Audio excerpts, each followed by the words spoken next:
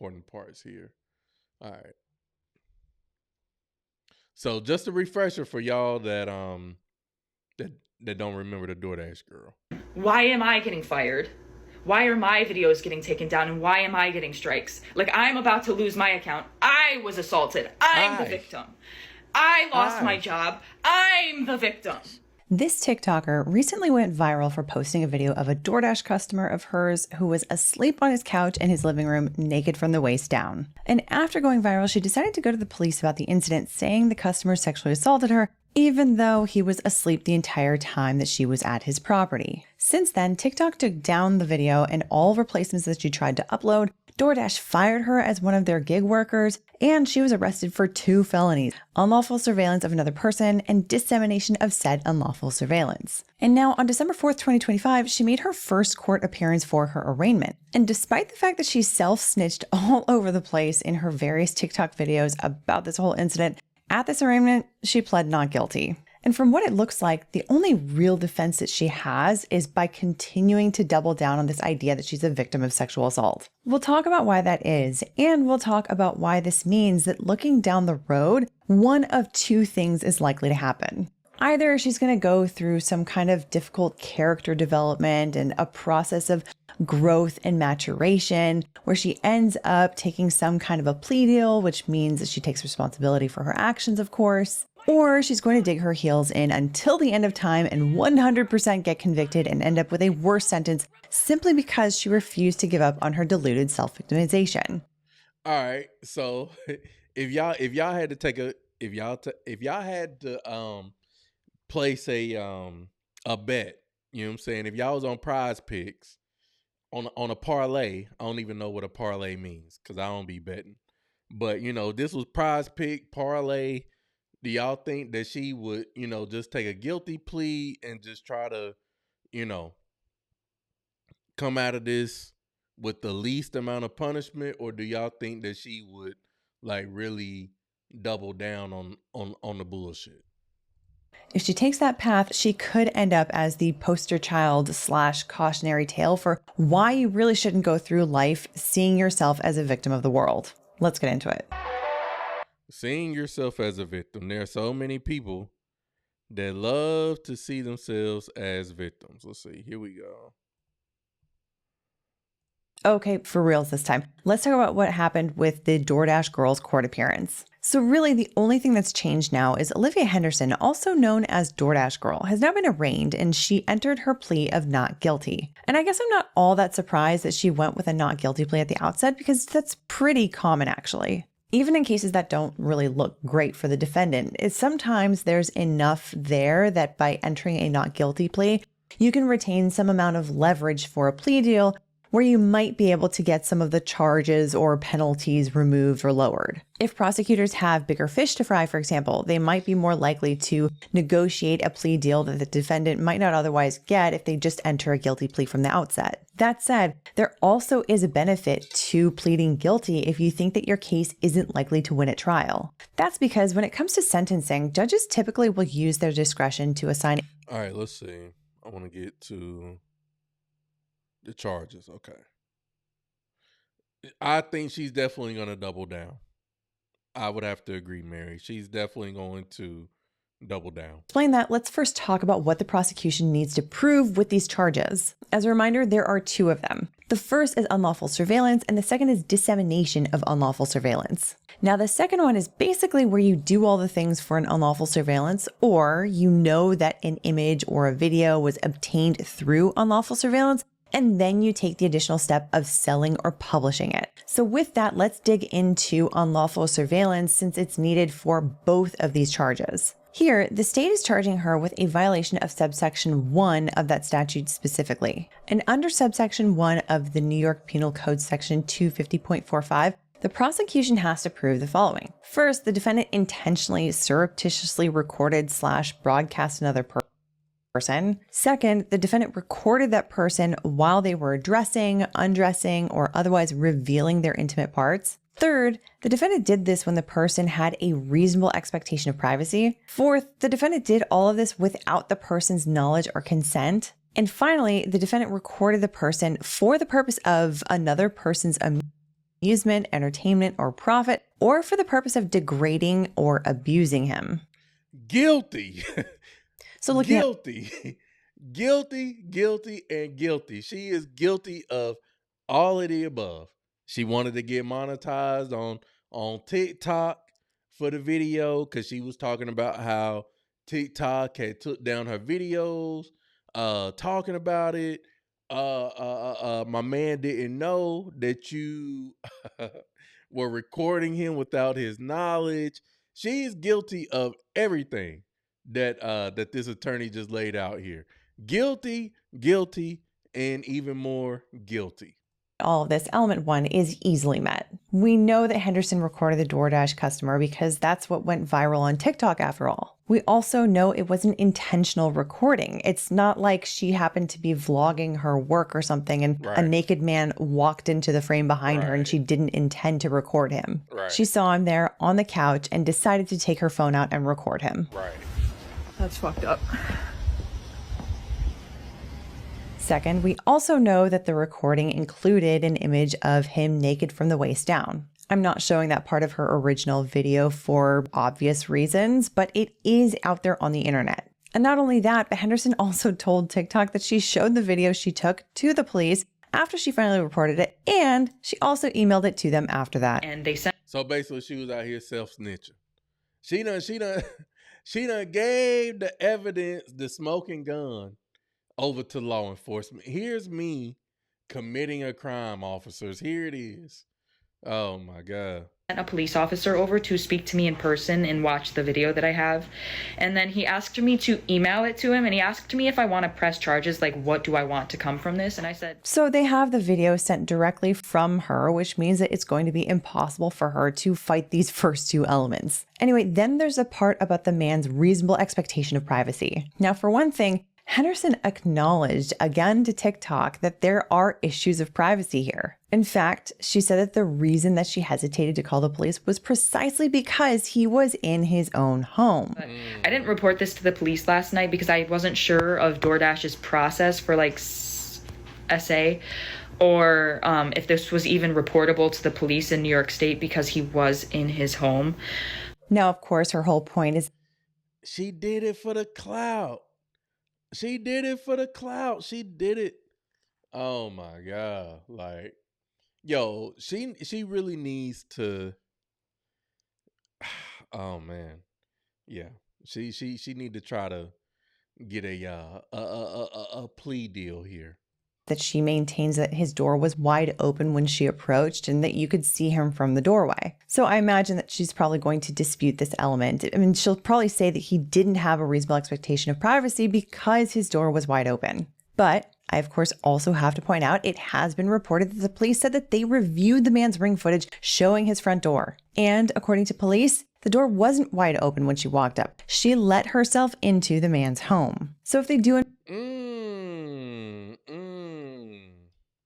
She let herself in. Now, when we were talking about this, when it first happened, you know, I think for the most part, everybody was in agreement. I think there might have been one or two people that was like, you know, saying whatever. But now, a good thing that he had the Ring camera footage to show that she actually let herself in. Because my thing is this: if he said, if the DoorDash instructions said leave it at the door, leave the food at the door. If the door was cracked when I'm dropping the food off and I see that this nigga is naked, hey, he just must have had a good night. He was drinking, doing whatever the fuck. No concern of mine. I'm dropping this food off and I'm leaving. But she didn't want to do that. She wanted to try to get some internet clout. She wanted to go viral. And now look at you. This is the result. You the victim, but you caused it. You caused this shit. She let herself into the man's home. So if they do in fact have that footage and it does depict what is being reported it depicts, then, yeah, she's pretty cooked on this element as well. Then there's the fourth element, recording a man without his knowledge or consent. If you've seen the original video, yeah, he looks pretty unconscious. Now, she claims, of course, that he laid there naked specifically because he ordered and then saw that his DoorDasher had a female name. And this is to suggest that he wanted to be seen somehow. However, the fact that the instructions said to leave the food at the door says otherwise. Bitch, I don't care if you got a vagina or a penis. Just drop my food off at the door. Like, that means I don't want to have any interaction with the DoorDash driver.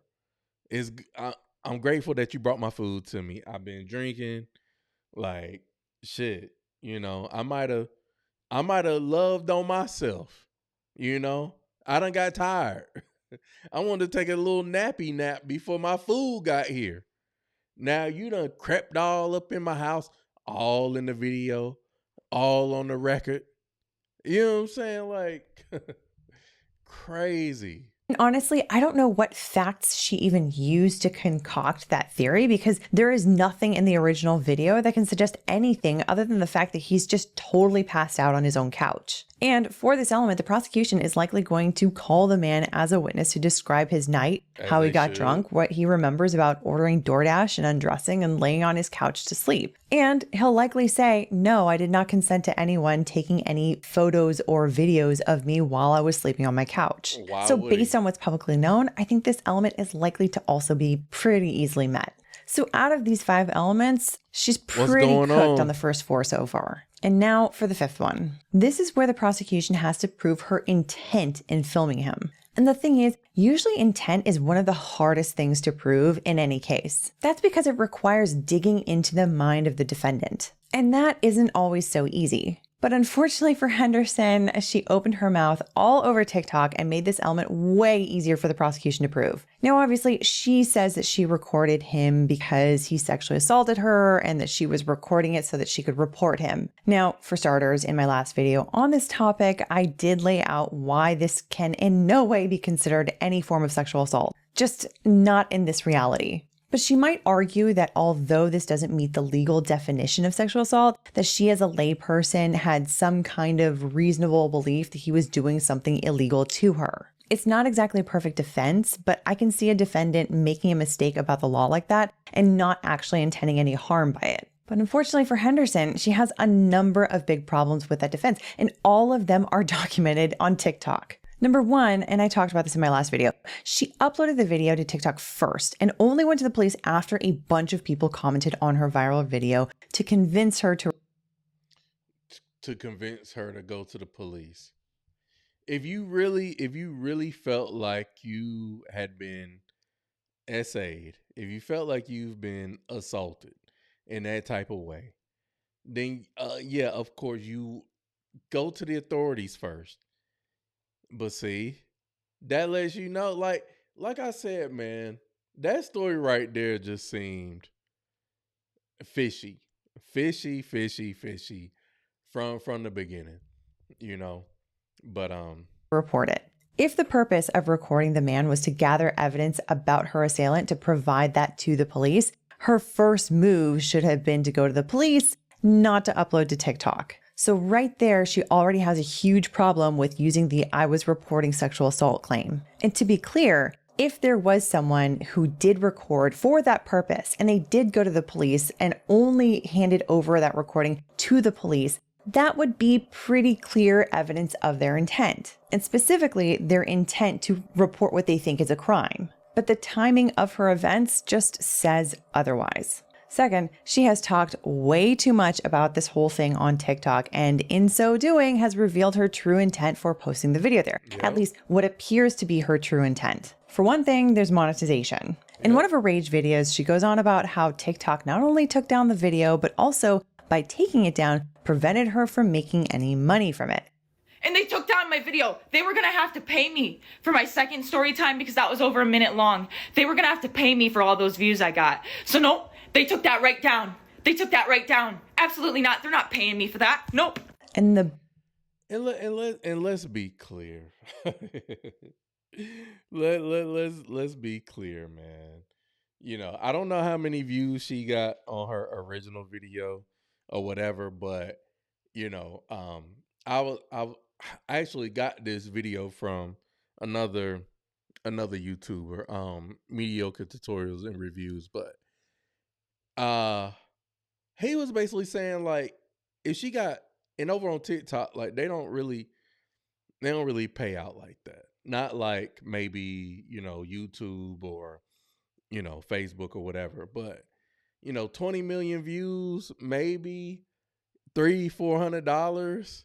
You know what I'm saying? Like, you willing to risk it all for $300-$400, less than $1,000? You know, like, was it worth it, man? Was it worth it? You know, and yeah, follow the directions. And she's not gonna win. I don't think she's gonna win, but I definitely think that she's going to double down.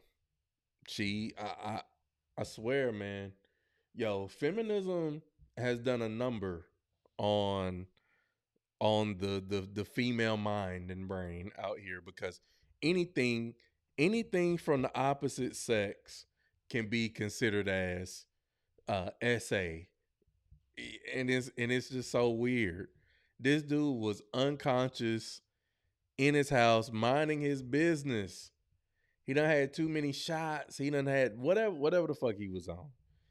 And he might have rubbed one out, because I don't know why else you would just be assed out like that. But I told you to leave the food at the fucking door. Leave the food at the door and take your ass home. Like, oh my God. All right, here we go. Big problem for her is that this self-snitch fits very neatly into that final element for unlawful surveillance. Specifically, it shows that she posted the video to TikTok for the amusement, entertainment, or profit of someone other than the man she recorded. I think any reasonable person would look at this whole situation and say that she intended it for all of the above, especially for her own profit, given what she just said in that clip. But wait, that's not all. There's also the possibility that the prosecution can prove that she also fits into this intent element because she posted the video to TikTok for the purpose of degrading or abusing the man. Like, this is the only justice I'm getting, is exposing this man and having posted that video and it has gone viral. Like, now he can live with shame and embarrassment if people have seen it and knows who he is or where he, you know what I'm saying? Like, I'm the one being punished. He's not getting in trouble with the police. He didn't lose his job if he has one. Like, what's going on with him? Why am I getting fired? Why are my videos getting taken down and why am I getting strikes? Like, I'm about to lose my account. I was assaulted. I'm the victim. I lost my job. I'm the victim. Right? Is this making sense to any fucking body? No, it's not. It's not, ma'am. It's not making sense. To anybody with a logical brain is not making any sense at all.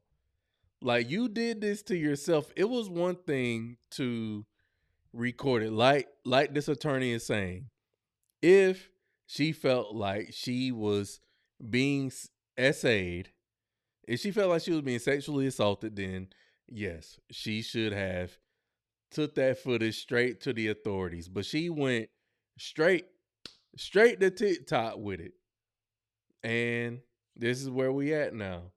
And this is your fault. Like, this is like some revenge porn. Like, you just can't be putting people's privates out here without their consent.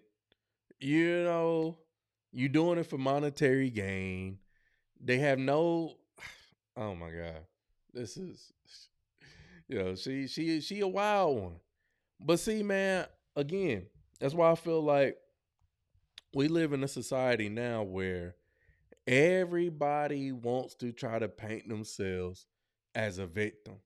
And really, the only real victim in this situation is the DoorDash guy.